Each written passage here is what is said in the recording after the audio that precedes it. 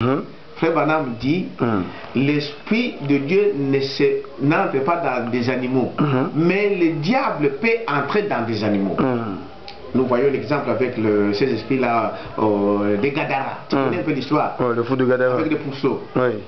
Tu vois, le diable peut entrer dans ces choses-là, mais Dieu ne se réfère dans des animaux. Le diable peut. Donc, c'était une façon pour le diable de mettre sa semence.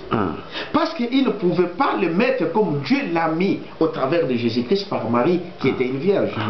Pour le diable, il fallait qu'il passe par la femme, parce que la femme, c'est un sous-produit. C'est autre chose, mais je t'explique parce que tu m'as posé la question. C'est un sujet qui est encore long qu'on peut développer. Donc, le diable, parce que lui, il voulait aussi être adoré comme Dieu, mais Dieu a créé l'homme pour que l'homme l'adore. Le diable n'a pas quelqu'un pour l'adorer. Comment il voulait mettre des choses dans le monde pour que les gens l'adorent? Alors il s'est infiltré, parce que Dieu l'a chassé du ciel à cause de son orgueil. Et il est venu, il cherchait comment il peut mettre sa semence pour que lui aussi on puisse l'adorer. Et il est passé par la femme. Ah, donc le diable, Lucifer, qui a été chassé du ciel, il s'est incarné dans le serpent. Dans le serpent, il a séduit Ève.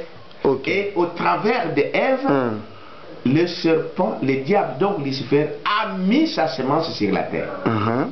Donc à partir de ces jours-là, jusqu'à aujourd'hui, la semence du serpent est sur la terre. Ok? On a parlé une autre fois. Maintenant, je continue ici pour te prouver ici. Alors il dit ici, nous avons dit que Dieu a dit, je mettrai une inimitié entre la postérité et la postérité de la femme.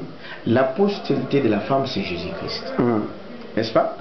Et si on parle de la postérité, tu connais la généalogie de Jésus-Christ. Mais ici, nous voyons qu'il y a des postérités ou deux descendances ou des lignées. Premièrement, dans Genèse chapitre 5, écoutez, voici le livre de la postérité d'Adam, c'est-à-dire la descendance d'Adam. Adam, c'était le premier homme. Et il dit, lorsque Dieu le créa, l'homme, il le fit à la ressemblance de Dieu. Il créa l'homme et la femme, il les bénit et il les appela du nom d'homme, lorsqu'ils furent créés. Adam, âgé de 130 ans, engendra un fils à sa ressemblance, n'est-ce pas? Selon son image, et il lui donna le nom de Seth. Mais là, on ne parle pas d'Abel, pasteur. Oui, on ne parle pas d'Abel ici. Pourquoi?